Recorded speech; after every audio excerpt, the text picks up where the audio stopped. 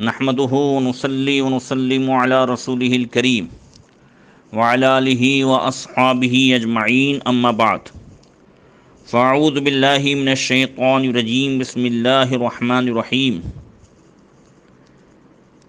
وَلَقَدْ آتَيْنَا إِبْرَاهِيمَ رُشْدَهُ مِنْ قَبْلُ وَكُنَّا بِهِ عَالِمِينَ صدق اللہ مولانا العظیم۔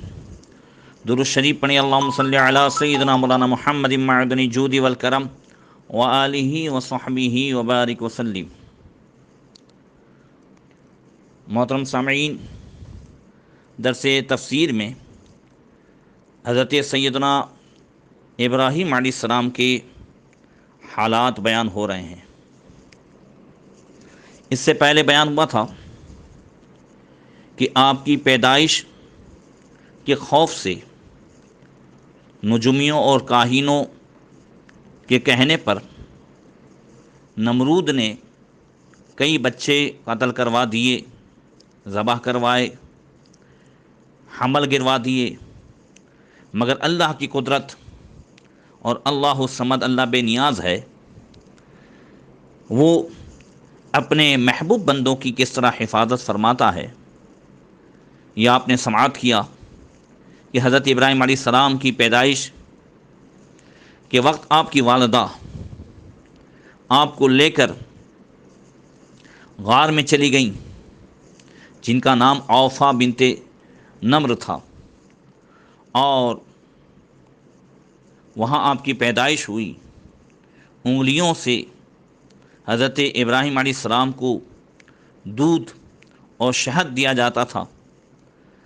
اس طرح حضرت ابراہیم علیہ السلام کی پرورش ہوتے رہی۔ آپ کی والدہ چھپ کر کے کبھی غار میں دیکھنے چلی جاتی۔ آپ اس طرح پرورش پاتے رہے اور اس طرح بڑھتے رہے کہ عام بچہ جو 1 سال میں بڑھتا ہے، آپ 1 مہینے میں اتنا بڑھتے تھے۔ اس طرح 7 سال تک ایک روایت کے مطابق آپ غار میں رہے۔ جب 15 مہینے کے ہوئے تو آپ بہت بڑے لگتے تھے، اور آپ نے اسی عمر میں اپنی والدہ سے کلام کیا تو پوچھا کہ میرا رب کون ہے، یعنی مربی۔ رب کہتے ہیں پالنے والے کو بھی، جیسے قرآن میں ہے رب ارحمہما کما ربیانی صغیرا، اے رب ان ماں باپ پر ایسے رحم فرما جیسا کہ انہوں نے بچپن میں مجھے پالا ہے۔ تو رب کہتے ہیں پالنے والے کو مربی، تو میرا پالنے والا کون ہے؟ تو آپ کی والدہ نے کہا کہ میں۔ آپ نے پوچھا ٹھیک ہے، تو پھر تمہارا رب کون ہے؟ تو انہوں نے کہا تمہارے باپ، وہ گھر میں سب کچھ دیتے ہیں، وہ پرورش کا انتظام کرتے ہیں۔ آپ نے پوچھا وہ بھی تو حاجت مند ہے، وہ بھی تو ضرورت مند ہے، ان کا رب کون ہے؟ چونکہ یہاں رب پالنے والوں کے معنی میں ہے۔ تو آپ کی والدہ نے کہا کہ ان کو تنخواہ نمرود کے یہاں سے ملتی ہے، تو نمرود ہے۔ تو آپ نے فرمایا نمرود بھی تو محتاج ہے، اس کی بھی تو ساری ضرورتیں ہیں، اس کا رب کون ہے؟ تو آپ نے فرمایا، آپ کی والدہ نے چپ رہو۔ پھر اپنے شوہر طارق سے کہا کہ جس فرزند کا خوف نمرود کو ہے، وہ تمہارا یہی فرزند ہے۔ اس نے آج مجھ سے ایسا حکیمانہ کلام کیا ہے کہ میں تو کیا، ہماری ساری قوم جواب نہیں دے سکتی۔ طارق بہت خوش ہوئے، اور آپ کئی سال غار میں چھپے ہوئے پرورش پاتے رہے۔ 7 سال کی عمر شریف ہوئی تو آپ شام کے وقت غار سے باہر آئے اور اپنی قوم میں تشریف لے گئے۔ اللہ فرماتا ہے وَلَقَدْ آتَيْنَا إِبْرَاهِيمَ رُشْدَهُ مِنْ قَبْلُ وَكُنَّا بِهِ عَالِمِينَ، اور بے شک ہم نے ابراہیم کو پہلے ہی سے اس کی نیک راہ عطا کر دی، اور ہم اس سے خبردار تھے۔ جب حضرت ابراہیم علیہ السلام غار سے اپنے شہر کی طرف آئے تو اس رات آپ نے دیکھا کہ ستارہ، زہرہ، مشتری یہ سب ہیں، اور قوم جو ہے ستارے، چاند، سورج ان سب کی پوجا میں مبتلا ہے۔ بت پرستی کے ساتھ ساتھ قوم طرح طرح کی اور پرستش میں بھی مبتلا تھی۔ تو آپ نے نہایت ہی نفیس اور دل نشیں انداز میں لوگوں کے سامنے اس طرح تقریر فرمائی، فرمایا فلما جن علیہ اللیل رأى کوكبا قال هذا ربی فلما افل قال لا احب الآفلین۔ جب ستارے کو جگمگاتا ہوا دیکھا تو آپ نے فرمایا اس ستارے کو میرا رب ٹھہراتے ہو؟ جب وہ ستارہ ڈوب گیا تو آپ نے فرمایا اے لوگو، ڈوب جانے والوں سے میں محبت نہیں رکھتا، ڈوب جانے والے مجھے پسند نہیں آتے۔ آپ نے بتایا کہ جو ڈوبے، جو طلوع ہو، وہ معبود نہیں ہے، وہ خدا نہیں ہے۔ پھر اس کے بعد فلما رأى القمر بازغا قال هذا ربی فلما افل قال لئن لم يهديني ربی لأكونن من القوم الضالین۔ پھر جب چاند چمکتا دیکھا تو بولے اسے میرا رب بتاتے ہو؟ پھر جب چاند بھی ڈوب گیا تو آپ نے فرمایا اگر مجھے میرا رب ہدایت نہ کرتا تو میں بھی انہی گمراہوں میں ہوتا۔ پھر دیکھا سورج طلوع ہوا ہے، لوگ سورج کے سامنے پوجا کر رہے ہیں، جھک رہے ہیں۔ آپ نے فرمایا فلما رأى الشمس بازغة قال هذا ربي هذا أكبر فلما أفلت قال يا قوم إني بريء مما تشركون۔ اور پھر جب سورج جگمگاتا دیکھا تو آپ بولے اسے میرا رب بتاتے ہو؟ یہ تو ان سب سے بڑا ہے، یعنی ستارہ اور چاند سے بڑا ہے۔ پھر جب وہ ڈوب گیا تو آپ نے کہا اے قوم، میں بیزار ہوں ان چیزوں سے جنہیں تم شریک ٹھہراتے ہو۔ میں نے اپنا منہ اسی کی طرف انی وجہت وجہی للذی فطر السماوات والارض حنیفا وما انا من المشرکین، میں نے اپنا منہ اس کی طرف کیا جس نے آسمان اور زمین بنائے، ایک اسی کا ہو کر، اور میں مشرکوں میں نہیں۔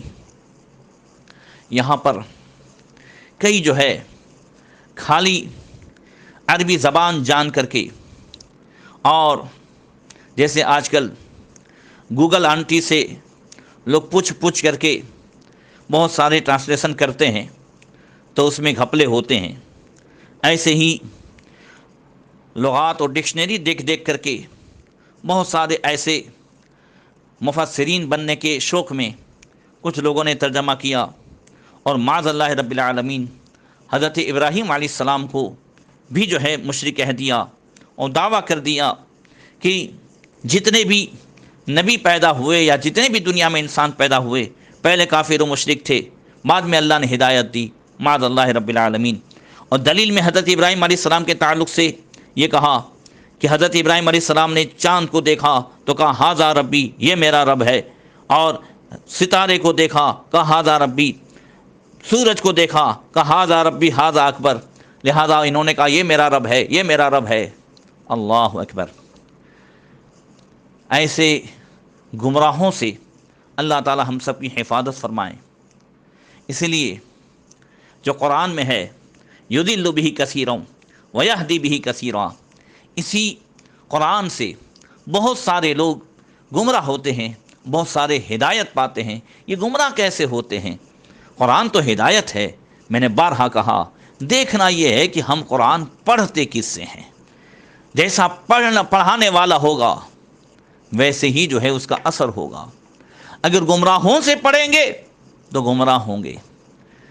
اس لیے ہمیشہ قرآن، حدیث، دین جو ہے وہ دیندار سے پڑھیں، مذہب ان سے سیکھیں جس کے اندر مذہب ہو۔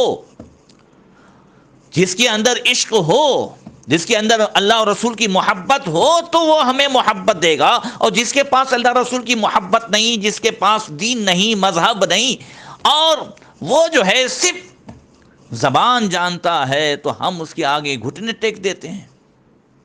ہر ایک کی تقریر سننا بھی اپنے آپ کو جو ہے وہ گمراہیت کے دروازے پر کھڑا کر دینا ہے۔ اس لیے آج کے اس ماحول میں ضروری ہے کہ ہم اپنے آپ کو محفوظ رکھیں ایسے گمراہوں سے، اور قرآن و حدیث سیکھیں، ان سے سیکھیں کہ جن کے پاس محبت خدا ہے، محبت رسول ہے، جن کے پاس اصول ہے، جو اللہ اس کے رسول کے بتائے ہوئے اصول پر چلتے ہیں، ان سے ہم دین سیکھیں۔ جن کے پاس دین نہیں ہے، حضرت عبداللہ ابن عباس فرماتے ہیں ان ھذا الامر دین فانظروا عمن تاخذون دینکم، یہ علم دین ہے تو تم دیکھو کہ اپنا دین کس سے سیکھ رہے ہو۔ دین دیندار سے ملے گا، بے دینوں سے نہیں ملے گا۔ بے دینوں سے جانکاری مل سکتی ہے، علم نہیں ملتا۔ علم تو نور ہے، وہ تو خود جس کے پاس آتا ہے اسے روشن کر دیتا ہے۔ اللہ اکبر۔ تو ایسے جانکاری رکھنے والے، زبان کی جانکاری رکھنے والوں نے یہ ترجمہ کر دیا اور دعویٰ کر دیا کہ معاذ اللہ ابراہیم علیہ السلام بھی جو ہے کافر و مشرک تھے، اور انہوں نے کہا ھذا ربی، یہ میرا رب ہے، جبکہ آپ کنز ایمان اٹھاؤ، معارف القرآن، حضور محدث اعظم ہند کا، ان سب کا، اہل سنت والجماعت کے جو ہیں ان سب کا ترجمہ اٹھاؤ، اس میں یہ ہے، اس لیے کہ قرآن ہمیں لکھا ہوا نہیں، پڑھا ہوا ملا ہے۔ قال ھذا ربی، اسے میرا رب ٹھہراتے ہو، اسے میرا رب بتاتے ہو۔ آگے جو ہے اللہ فرماتا ہے کہ حضرت ابراہیم علیہ السلام نے کہا انی وجہت وجہی للذی فطر السماوات والارض حنیفا وما انا من المشرکین۔ حضرت ابراہیم علیہ السلام نے کہا کہ میں نے اپنا منہ جو ہے اس کی طرف کیا جس نے آسمان و زمین بنائے، اور ایک اسی کا ہو کر، اور میں مشرکوں میں نہیں ہوں، وما انا من المشرکین۔ اور بعض مفسرین نے فرمایا کہ یہ جو ہے گفتگو حضرت ابراہیم علیہ السلام کی، یہ بابل کے لوگوں سے نہیں، بلکہ جب بابل سے ہجرت کر کے آپ حیران پہنچے تو وہاں کے لوگوں سے تھی۔ بہرکیف تفسیر نعیمی وغیرہ میں ہے کہ یہ گفتگو آپ کی بابل والوں سے تھی۔ اب عرض یہ کرنا ہے کہ حضرت ابراہیم علیہ السلام نے جس قوم میں تبلیغ فرمائی، اس قوم میں بت پرست ہی بت پرست تھے، ہر طرف اللہ کو چھوڑ کر معبودان باطل ہی کی پوجا کی جاتی تھی۔ نمرود نے خود خدائی کا دعویٰ کیا تھا، وہ بھی جو ہے اپنی پرستش کراتا تھا، اور حضرت ابراہیم علیہ السلام نے ان لوگوں کے اندر اللہ کی وحدانیت کا پرچم بلند فرمایا، جن میں آپ کا چچا بھی بت پرست بھی تھا، اور بت بنا بنا کر بیچتا بھی تھا۔ ایک روایت میں ہے کہ ایک دفعہ کا واقعہ ہے کہ آپ کا چچا بت بنا کر بازار بیچنے گیا تو ابراہیم علیہ السلام کو بھی ساتھ لے گیا، اور آپ کے چچا آزر نے بازار میں ایک بت حضرت ابراہیم علیہ السلام کو پکڑایا تو آپ نے اسے اٹھانے کے بجائے اس کے گلے میں رسی ڈالی اور اسے گھسیٹتے ہوئے بازار میں لے گئے۔ جب چچا نے آپ سے کہا کہ بت بیچنے کے لیے آواز لگاؤ تو حضرت ابراہیم علیہ السلام نے اس طرح آواز لگائی، من یشتری ما یضر ولا ینفع، یعنی کون ہے جو اسے خریدنے والا، جو ایسی چیز خریدے جو نہ نفع دے سکتا ہے نہ نقصان پہنچا سکتا ہے۔ اگر کسی نے اپنے دین و دنیا کو برباد کرنا ہے تو اس بت کو خرید لے۔ حضرت ابراہیم علیہ السلام سے اس طرح کی باتیں سن کر بت خریدنے کے لیے کوئی بھی تیار نہ ہوا۔ حضرت ابراہیم علیہ السلام بت کو نہر کے کنارے لے گئے اور بت کے ساتھ جو ہے مذاق کرتے ہوئے اس کا منہ پانی میں ڈبوتے ہوئے کہا لے پانی پی۔ جیسا کہ قرآن میں ہے کہ آپ گئے اور آپ نے کہا فراغ الی آلہتہم الا تاکلون، کھاتے کیوں نہیں ہو، بولتے کیوں نہیں ہو۔ اللہ اکبر۔ حضرت ابراہیم علیہ السلام یہ سب کچھ سر عام کر رہے تھے، اور بتوں کو ذلیل کرنا اور ایک اللہ وحدہ لا شریک کی وحدانیت کی تبلیغ کرنا، یہ بالکل سر عام تھا، لوگوں میں یہ بات پھیل گئی، لوگ اس بارے میں آپ سے جھگڑا کرنے لگے اور آپ کو ڈراتے ہوئے کہنے لگے بتوں سے ڈرو، ان کے برا کہنے سے کہیں اے ابراہیم تم کو نقصان نہ پہنچ جائے۔ حضرت ابراہیم علیہ السلام نے جواباً ان سے فرمایا کہ اللہ کے بارے میں مجھ سے جھگڑتے ہو؟ مجھے ان کا ڈر نہیں جنہیں تم شریک بتاتے ہو، ارے ہوگا وہی جو میرا رب چاہے، میں تمہارے شریکوں سے کیوں ڈروں؟ اور تم نہیں ڈرتے کہ تم نے اللہ کا شریک اس کو ٹھہرایا جس کی تم پر اس نے کوئی سند نہیں اتاری۔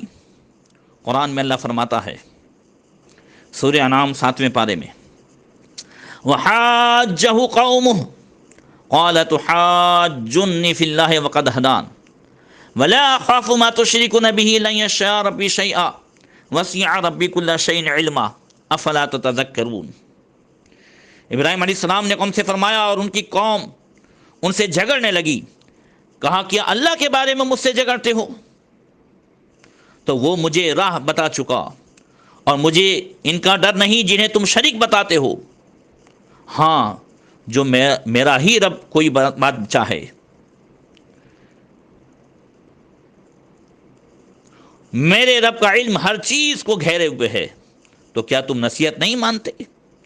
وَكَيْفَ أَخَافُ مَا أَشْرَكْتُمْ وَلَا تَخَافُونَ أَنَّكُمْ أَشْرَكْتُمْ بِاللَّهِ مَا لَمْ يُنَزِّلْ بِهِ عَلَيْكُمْ سُلْطَانًا فَأَيُّ الْفَرِيقَيْنِ أَحَقُّ بِالْأَمْنِ إِن كُنتُمْ تَعْلَمُونَ۔